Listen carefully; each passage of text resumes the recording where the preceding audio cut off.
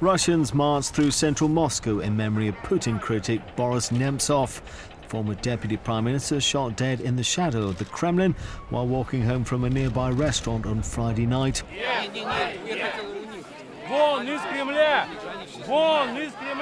His death leading tens of thousands to take to the streets of the capital. Families, the young and old, walking slowly, many holding portraits of Nemtsov. The authorities in Russia suggesting the opposition may have been behind the shooting itself in an attempt to create a martyr and unite the fractured movement. Nemtsov's supporters blaming the authorities. His murder dividing opinion in a country where for years after the collapse of the Soviet Union, many yearned for the stability later brought by the former KGB man Vladimir Putin. A small but active opposition now says the president's rule has become an autocracy that seems happy to play fast and loose with international law, seizing Crimea from Ukraine, fanning nationalism over the war in eastern Ukraine and clamping down on any dissent.